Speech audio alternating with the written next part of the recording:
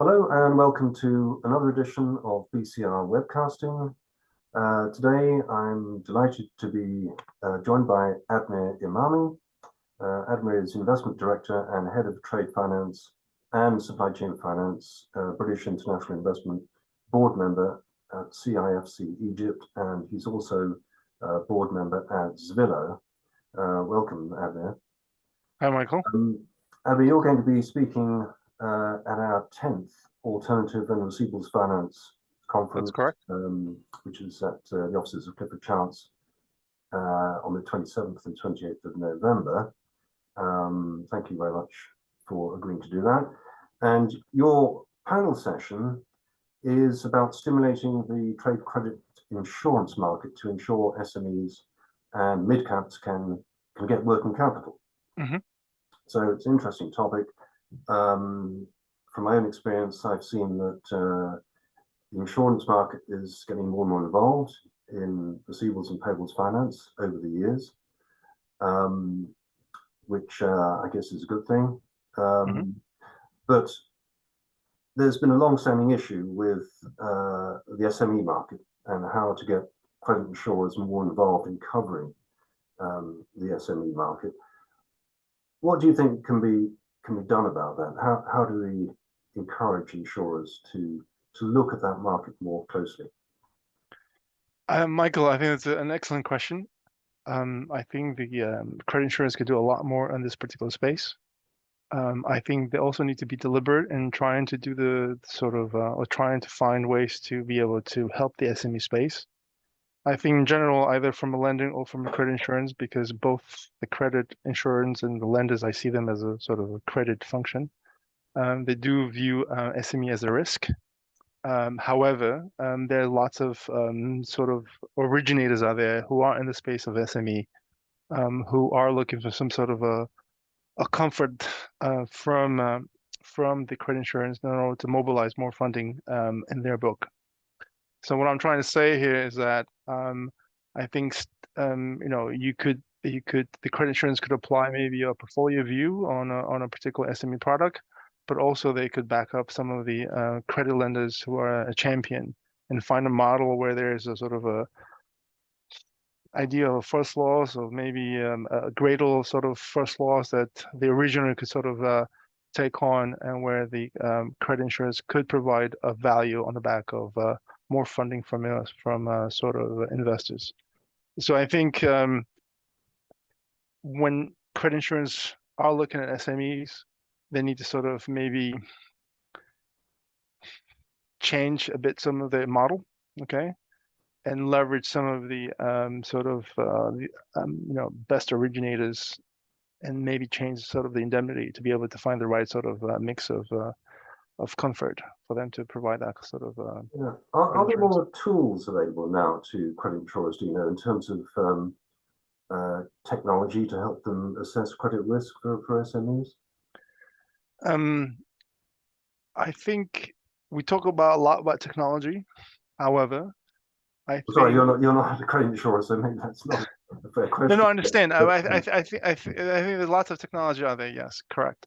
But I think it comes down to a lot of. I think credit underwriting is a bit of a specific skill set that I think often a lot of people think they could replace it with some sort of technology.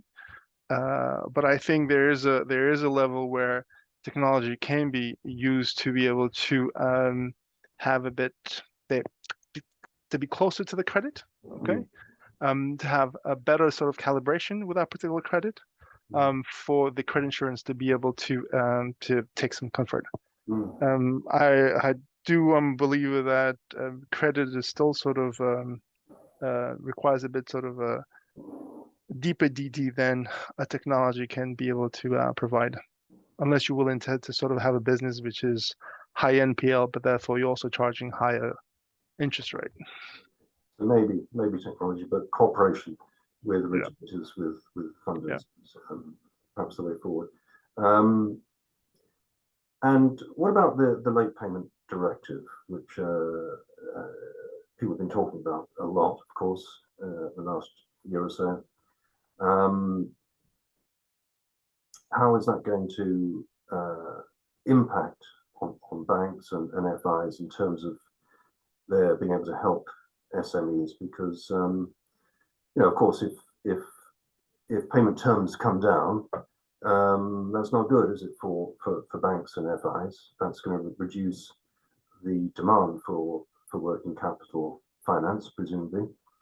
Yes. So what do you think? How's that going to impact SMEs, do you think? I mean, if we are talking about the SME space in UK is probably very different than the space in general in the rest of the world.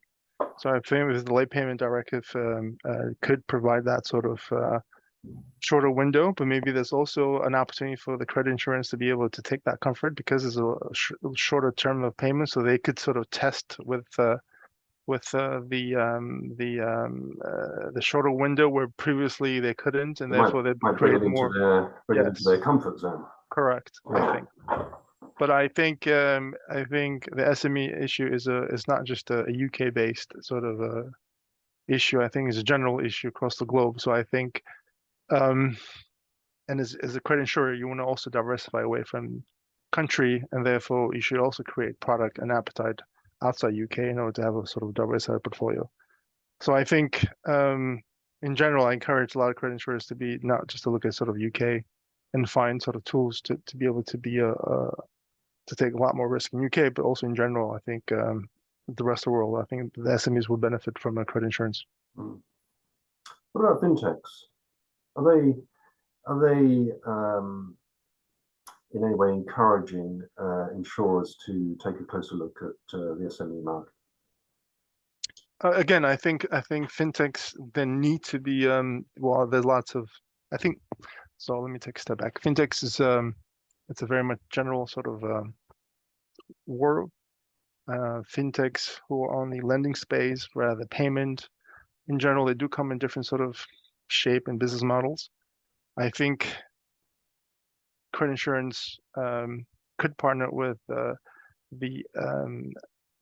fintechs who are credit led, who are sort of lending money, and specifically partner with the credit led fintechs where they also lend themselves. So meaning they have a sort of skin in the game, they're using a sort of a balance sheet.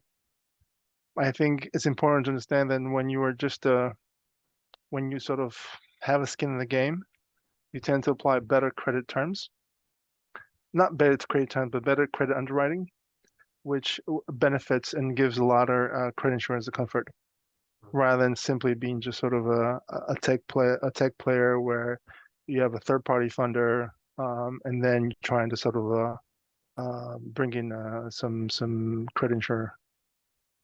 Okay, so you think skin in the game is important? Skin in the game is very important. If it's just a platform introducing investors to sellers of, say, receivables, then that wouldn't be quite the correct. Same. It's not sustainable, but at the same time, also it doesn't encourage for the fintech to apply good credit underwriting. Okay, and how is the market in Egypt, say, compared to the UK market? Are there any lessons that Egypt could learn from the UK, or vice versa, that UK could learn from Egypt in terms of trying to get coverage on SMEs more? I think again, those are two very different markets. The other thing is the financial inclusion in Egypt is very different than that of the UK. However, one thing that's in common is that there's SMEs in Egypt, as there's SMEs in UK, and they all have sort of shared issues, either working capital when it comes to that, not having enough collateral to be able to pledge against a particular term loan or whatever needed. The issue is always not enough capital to be able for them to grow, etc. Again, I think when it comes to size and market, of course, Egypt is a lot bigger than that of the UK. The opportunities are larger. However, the pain of an SME is probably shared both same as in Egypt as well as in the UK. What's the infrastructure like in Egypt compared to the UK in terms of things like credit information and credit scoring, platforms, agencies? So you have that sort of credit under, I mean, you have the similar sort of credit bureaus as you would probably have here. It is a point of reference for the lender. Again, I would probably say there's a lot more appetite to lend to SMEs in UK than in Egypt. The other factor in Egypt is there's a lot less non-bank FIs who are willing to lend to SMEs, where in the UK there's a lot more of that. And again, there's a bit of a technology revolution in Egypt. There may be a few years behind that of sort of the renaissance that you have in the UK, where they're trying to figure out what technology they're going to want to use and how to use it best to be able to lend to SMEs. Mm. So there's a bit of a catching up process going on. Yes, of course, there's always a catching up. It's not specific only to Egypt, it's the rest of the world. Yeah. But again, are there any opportunities to sort of leapfrog in terms of technology? You know, we've seen in some markets in Africa, for example, and in Asia, where banks and maybe insurers as well haven't got bogged down by old legacy systems, making it difficult to implement new technologies. Is that possible in Egypt to kind of accelerate the program? Yes, I think there is lots of opportunities. I think that's all being sort of tested or implemented today. Again, the technology probably is similar. However, how they use it and how it's being introduced in the market is very tailored to that of sort of Egypt and that of the UK. For example, in Europe or UK you have open banking. We don't have open banking in Egypt, for example. Okay, so if you want to sort of extract account information, it's going to be old-fashioned manual way of doing it. Okay. However, can we originate a particular credit at the till or at the POS on the back of some data points? Yes, that's available in Egypt, so it is available also in UK. Admir, thank you very much for your time today, and we'll look forward to hearing more from you and your panel at the 10th. I mentioned again the 10th Alternative and Receivables Finance Conference, which will take place at Clifford Chance on the 27th and 28th of November. Please join us there. If you can, the details and the program are on the BCR website at www.bcrpub.com. Admir, pleasure to talk to you, and I look forward to seeing you in Canary Wharf at the end of November. Thank you. Thank you, Michael. Look forward. Thank you so much. Bye.